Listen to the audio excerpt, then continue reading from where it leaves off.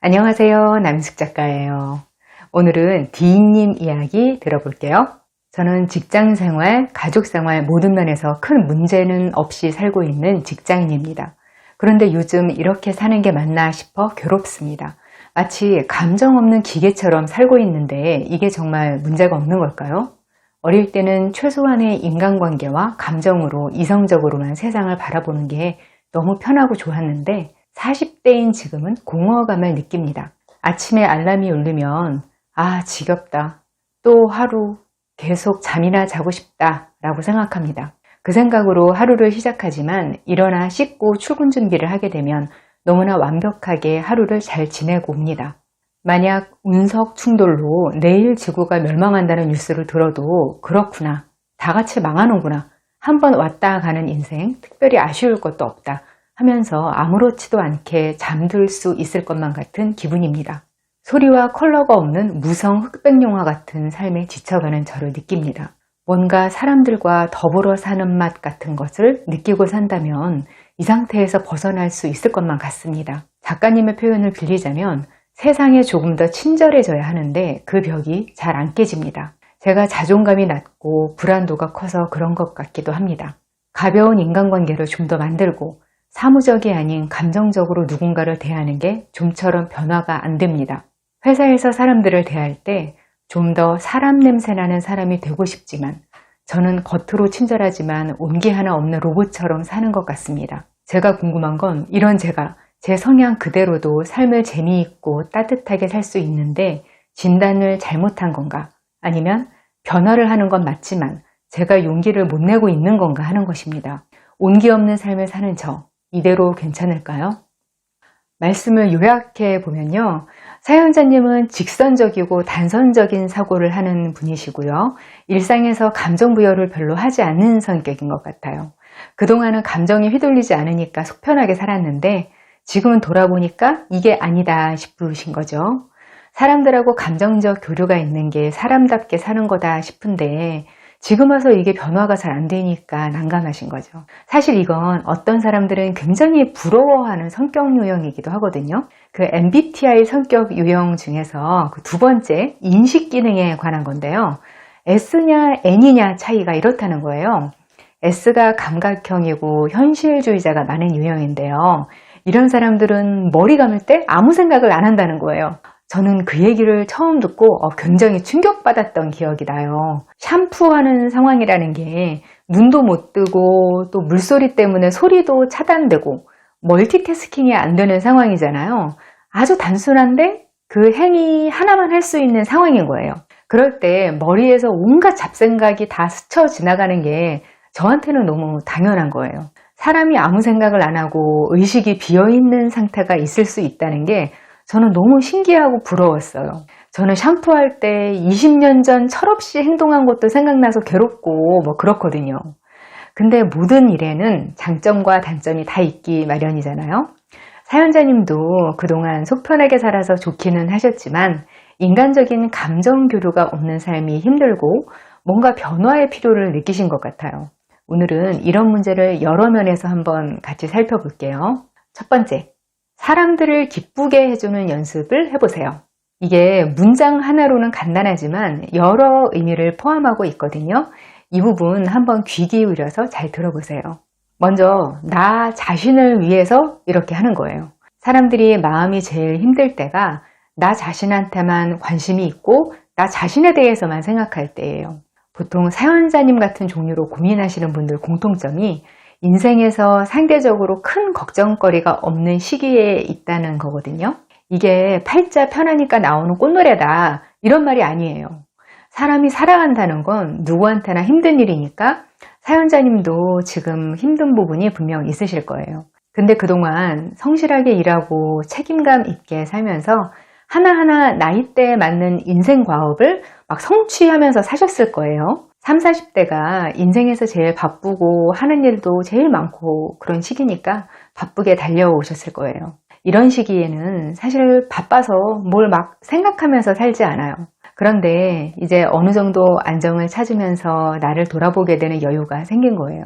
이게 살면서 틈틈이 여러 종류의 관계 자산을 축적해 오신 분들은 이런 시기에 좀 덜 힘들어요. 근데 그런 게 없이 눈앞에 떨어진 미션을 수행하고 다음 단계로 넘어가고 이렇게만 살아오신 분들한테는 자기 자신에 대해서 생각하게 되는 시기가 되게 힘든 거예요. 내가 왜 이럴까 하는 의문에서 그 질문이 계속되는데요.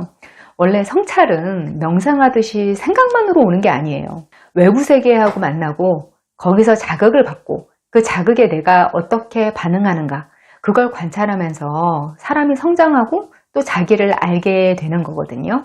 그래서 지금 사연자님처럼 내가 내성적이고 감정이 없고 불안한 사람이고 지금 이런 감정이 드는 게 이러이러해서 같고 이걸 인식은 하는데 그 이상으로 깊이 오래 생각해서는 안 되는 거거든요. 제가 다른 활동을 아무것도 안 하고 책만 쓰면서 살던 시기가 꽤 길었거든요.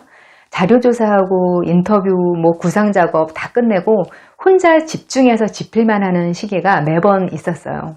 그게 몇 개월씩 됐었는데 탈고가 가까워질수록 사람을 안 만났어요. 원고를 쓰는 것도 그 궤도를 타는 시간이 필요하거든요. 처음 시작하면 진도가 너무 안 나가고 속도가 느리다가 점점 가속도가 붙어요. 그럴 때 집중력을 잃지 않고 써야 되는데 그때 사람을 만나면 뭔가 맥이 끊기는 거예요. 그래서 집필 시즌이 되면 아무도 안 만나고 글만 썼어요. 비슷한 이유로 책도 안 읽었어요. 근데 그렇게 오래 살다가 나중에 깨달은 게 있었어요. 그 맥이 끊기는 게 해로운 게 아니었던 거예요. 단기적으로 보면 쭉쭉 써나가는 게 더 빠른 것 같은데 그러면 너무 빨리 고갈되는 거예요. 사람들 만나서 이야기도 듣고 웃기도 하고 바깥 공기도 좀 쐬고 이렇게 하면 다시 와서 속도 붙이는 건 좀 시간이 걸릴 수도 있어요. 근데 나중에 보니까 그 자극이 오히려 글 쓸 에너지를 공급해 주는 거더라고요. 뭔가 투입이 돼야 산출이 되잖아요. 내 안에서 뭔가를 막 퍼내는데 거기 넣는 게 없으면 그냥 달아 없어지기만 하는 거예요. 제가 고립돼서 마감을 할 때는 탈고할 때쯤 되면 너무 지쳐서 오히려 속도도 떨어지고 될 대로 되라 이런 마음으로 마무리를 할 때도 있었던 것 같아요. 근데 일상생활 그대로 하면서 집필을 하기 시작하니까 뭔가를 공급받으면서 유지하는 느낌이 좀 들더라고요. 이제는 집필할 때 남이 쓴 책도 잘 보거든요. 그게 오히려 자극이 돼서 글이 더 잘 써지더라고요. 별로 안 좋은 책을 보면 와, 내가 발로 써도 이것보단 잘 쓰겠다. 이런 생각이 들면서 글을 거침없이 좀 자신감 있게 쓸 수 있게 되는 장점이 있고요. 제가 쓰는 책하고 전혀 다른 분야의 책들을 보면서 엉뚱하게 뇌가 자극되면서 글이 잘 풀리는 경험도 많이 하게 되더라고요. 제가 드리고 싶은 얘기가 뭐냐면요. 나 자신에 대해서만 너무 생각하는 게 해롭고 외부 자극이 도움이 된다는 거예요. 그래서 관심을 일단 타인한테 돌리라는 거예요. 근데 하필이면 왜 남을 기쁘게 하라고 하는 거냐면요. 이게 칼 융이 한 말이거든요. 우울증을 치료하려면 하루에 한 번씩 다른 사람을 기쁘게 해주라고요. 그러면 그 사람에 대해서 생각하느라 자신에 대해 생각하지 않게 된다고요. 이게 진짜 그렇거든요. 근데 분명히 이렇게 말씀드리면 누군가한테 무작정 뭔가를 해주려고 그러실 거예요. 괜히 안 그러다가 사람들한테 커피 사주고 이유 없이 선물하고 맥락 없이 막 희생하면서 도와주고 특히 사연자님 같은 경우는 사연에서 주로 특정하신 게 회사 동료들이거든요. 직장에서 많은 시간을 보내고 동료들이랑 제일 긴 시간을 보내니까 뭔가 그 사람들하고 유대감을 쌓으면 사람 사는 것 같은 그런 기분이 되지 않을까 이런 생각을 하고 계시거든요. 저는 당분간은 이 생각 넣어두시면 좋겠어요. 본인 표현으로 로봇처럼 할 일만 하던 사람이 갑자기 뭘 막 해주려고 하면 그거 오히려 무서울 수도 있어요. 그리고 감정적 교류 없이 그동안 일해오셨는데 지금 별 문제 못 느끼고 계시다면서요. 그러면 그 직장은 그런 성향인 분들이 많은 곳일 가능성이 큰 거예요. 만약에 사연자님만 그렇고 다른 사람들끼리는 동료에 느끼면서 좀 가깝게 일한다 이랬다면 본인이 스트레스를 받으셨을 거거든요. 딱 일만 하고 싶은 사람들이 모인 직장에서 사연자님만 인간적으로 다가가고 싶다 이런 거면 오히려 관계 리스크가 생기는 게 될 수 있어요. 이런 건 회사에서는 기대하지 마시고 먼저 가장 가까운 사람들을 향해서 하시면 좋겠어요. 그래야 감정적으로 다가가는 일에서 거부감이나 경계심이 덜하죠. 누군가한테 기쁨을 주는 것도 무작정 한다고 되는 일이 아니에요. 1단계 내가 뭔가 좋은 걸 준다. 2단계, 그 사람이 기뻐한다. 3단계, 나는 그걸 보고 뿌듯하다. 이런 식으로 술술 되는 게 아닌 거예요. 사연자님이 지금 고민을 하고 계시는 문제는 원래 다른 사람 자체나 그 사람들의 감정에 관심이 없는 게 사실 문제거든요. 다른 사람한테 관심이 없으면서 감정적인 유대를 가지는 건 불가능한 일이에요. 그래서 관심을 가지는 법을 연습하라는 걸 다른 사람을 기쁘게 해보라. 이런 구체적인 목표로 권해드리는 거예요. 결혼을 하셨다면 뭐 배우자나 아니면 자녀, 아니면 부모님이나 형제를 대상으로 삼으세요. 생일에 갖고 싶은 거 없어? 내가 뭐 해줄까? 이런 식으로 물어보거나 무작정 뭐 돈을 주거나 이런 거 말고요. 그 사람이 어떤 걸 좋아하는 사람인가를 관찰해보고 뭘 좋아하는가도 유추해보세요. 예를 들어서 아내분이 밖에 공원 같은 데서 꽃을 보고 너무 좋아하는 걸 보고 어느 날 꽃을 사서 선물했어요. 뭐 먹지도 못하는 걸 이걸 돈 주고 샀어. 말로는 이러는데 꽃을 자주 들여다보고 물도 잘 갈아주고 꽃 정리도 매일 하고 그래요. 그러면 다음에 또 꽃을 선물하는 거예요. 근데 받을 때는 고맙다고 하고 감동했다고 말하는데 화병에 꽂아놓고 시들 때까지 그대로 내버려뒀다 버리더라. 그러면 다시 꽃 선물 안 하면 되는 거예요. 우리가 다른 사람을 기쁘게 한다. 그럴 때는 되게 꽃 선물을 한다. 여기까지만 생각하거든요. 이런 시도를 계속 해보는 거예요. 이걸 일단 뭘 바라지 말고 실험하는 마음으로 해보세요. 왜냐하면 직관적으로 상대가 어떤 걸 좋아하는지 빨리 알아채는 사람들은요. 그냥 그 사람하고 소통만 해봐도 대충 알게 되거든요. 근데 사연자님 같은 분들은 관찰과 데이터가 필요해요. 이렇게 해서 데이터가 쌓이다 보면 다른 사람들하고 유대를 쌓는 법도 알게 되는 거예요. 그리고 가까운 사람을 기쁘게 하는 연습을 해보면서 그 나오는 결과물 자체가 지금 고민하시는 일 해결하는 데에도 도움이 돼요. 가까운 사람을 갑자기 기쁘게 해주면 처음엔 이상하게 생각할 수도 있어요. 이 사람이 나 몰래 시한부 선고 받았나? 혹시 마음 건강에 이상이 생긴 건가? 그 사람들을 걱정시킬 수도 있어요. 근데 계속 하다 보면 금방 적응하고 관계가 굉장히 좋아지거든요. 그러면 공허감이 사라지게 되죠. 가족들하고도 잘 지낸다고 하셨는데 가장 가까운 순서로 한번 시도해 보세요. 그리고 돈 많이 드는 거, 무리 되는 걸로 하지 마세요. 그래야 지속할 수 있어요. 저는 일찍부터 제 일을 시작하고 또 결혼하고 출산도 일찍 했거든요.